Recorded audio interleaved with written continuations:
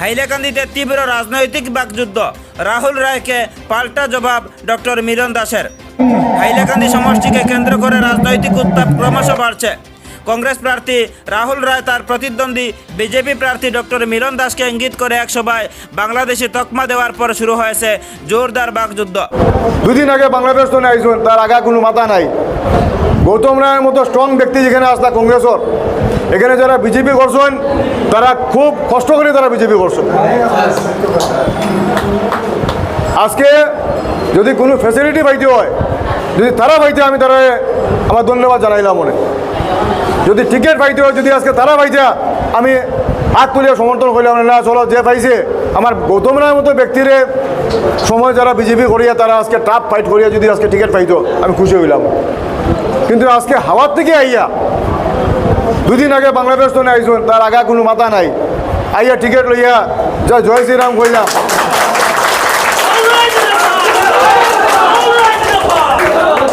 আর এই এমএলএও যেটা বৃহস্পতিবার কালীনগর বাগমারা এলাকায় এক রাজনৈতিক সভা শেষে এর জবাব দেন ডক্টর মিলন দাস। তিনি বলেন, রাহুল রায়ের হাতে যদি সঠিক তথ্য থাকে তাহলে তিনি আদালত বা জেলা শাসকের দ্বারস্থ হতে পারেন, এতে আমার কোনো আপত্তি নেই। একই সঙ্গে তিনি প্রশ্ন তুলেন, মনোনয়ন জমা দেওয়ার দিন জেলা আয়ুক্তের কার্যালয়ে একসাথে উপস্থিত থাকা সত্ত্বেও সেদিন কেন আপত্তি জানাননি রাহুল রায়। রাহুল রায়ের মন্তব্যকে সরাসরি প্রোপাগান্ডা বলে উড়িয়ে দিয়ে মিলন দাস বলেন, এটি সম্পূর্ণ রাজনৈতিক উদ্দেশ্য প্রণোদিত। যদি ওনার সন্দেহ থাকে আমি বাংলাদেশি, তাহলে উনি নিশ্চিত রূপে ইলেকশন কমিশনে যখন স্ক্রুটিনি ছিল আমি এক পাশে বসা ছিলাম এবং উনি আর এক পাশে বসা ছিলেন, ওই সময় ওনার অবজেকশন করা প্রয়োজন ছিল। সো এইগুলা প্রোপাগান্ডা, এবং তারপরে এই সুযোগ তো উনি হারিয়েছেন। যদি ওনার এই ধরনের থাকতো, সঠিক তথ্য থাকতো, তাহলে হয়তো উনি এটা বলতেন না। ওনার কাছে সঠিক তথ্য নেই। আমি জানি ওনাকে কে তথ্য সংগ্রহ করে দিচ্ছে। ওনার তথ্য আরও সঠিক তথ্য সংগ্রহ করা ওনার প্রয়োজন, এবং এখনও সুযোগ আছে। যদি ওনার মনে হয় যে আমি বা আমার পরিবারের কেউ বাংলাদেশি, তাহলে কোর্ট রয়েছে, কোর্টের দরজা খোলা রয়েছে। উনি কোর্টে যাওয়ার জন্য আমি ওনাকে নিজে আমন্ত্রণ জানালাম, এবং একবার কোর্টে গিয়ে যাওয়ার প্রয়োজন।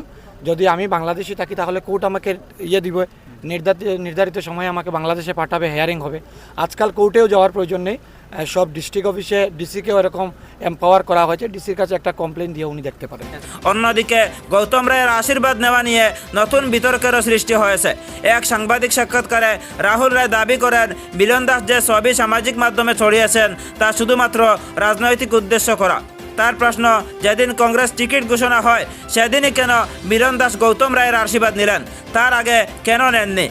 এই প্রশ্নের জবাবে ডক্টর মিলন দাস বলেন, আমি একজন বয়োজ্যেষ্ঠ ব্যক্তির কাছ থেকে আশীর্বাদ নিয়েছি, উনিও আমাকে আশীর্বাদ দিয়েছেন, এতে কোনো রাজনীতি নেই, এটি নৈতিকতার বিষয়। পাশাপাশি তিনি কটাক্ষ করে বলেন, রাহুল রায় যতবার তার বাবার সাথে কথা বলেন তার থেকে বেশি আমি তার বাবার খোঁজখবর নেই। ওনার পিতার সাথে উনি দিনে যতবার কথা বলেন বা খবর নেন তার থেকে বেশি আমার কথা এবং ওনার খবরাখবর আমি নেই। এই জন্য উনি তো আসলে ম্যাক্সিমাম টাইম ওনার বাড়ির বাইরেই শিলচর, কলকাতা এইসব এলাকায় কাটান। ওই সময় ওনার বাবার পাশে শুধু আমি নয়, ওনার বাবা এরকম একজন ব্যক্তি যে আমি কেন খবর নিব। আরও অনেকেই আছে ওনার শুভাকাঙ্ক্ষীরা যারা ওনার খবর নেই। এই জন্য আমি ওনার বাবাকে নিয়ে রাজনীতি করিনি। আমি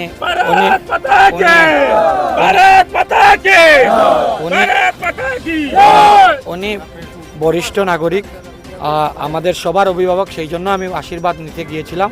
উনিও ওনার ছেলে, উনিও আশীর্বাদ নিয়েছেন, এবং ওনার বাবা আমাকে বলেননি যে আশীর্বাদ দেবেন না, বা ওনাকেও নিশ্চিত রূপে বলেননি যে আশীর্বাদ দেবেন না। উনি বয়োজ্যেষ্ঠ মানুষ, সবাইকে আশীর্বাদ করবেন, এটা খুব সাধারণ ব্যাপার। এদিনের সভায় কালীনগর বাগমারা এলাকায় তিনি ব্যাপক সাড়া পান। বিশেষ করে মহিলাদের উপস্থিতি ছিল চোখে পড়ার মতো। বক্তব্যে তিনি অরুণোদয় প্রকল্পের 9,000 টাকা, সরকারি আবাসন, কৃষি ভাতা সহ বিভিন্ন সরকারি সুবিধার কথা তুলে ধরে উপস্থিত জনতার মন জয় করার চেষ্টা করেন। সভা শেষে মাটিতে লুটিয়ে ভক্তি ভরে সকলের আশীর্বাদ কামনা করেন তিনি। উপস্থিত মহিলারাও উচ্চস্বরে সমর্থন জানিয়ে তার জন্য প্রার্থনা করেন। সব মিলিয়ে হাইলাকান্দি সমষ্টিতে নির্বাচনী লড়াই ক্রমশ আরও তীব্র আকার নিচ্ছে। ফলাফল একদম আমরা অনেক ভোটের ব্যবধানে জয়ী হব, এবং আমাদের বিজয়ী রথ কেউ আটকাতে পারবে না। আর আমরা কাউকে নিয়ে কমেন্টও করি না।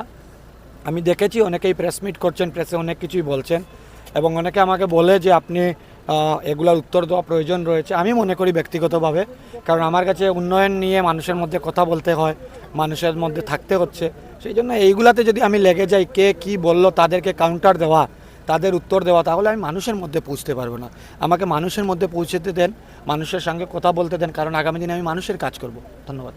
আমাদের যে যতটুকু ধারণা, আমরা তো প্রত্যেক ঘরে ঘরে হাঁটছি এবং সবার পাবলিকের সঙ্গে যোগাযোগ করছি।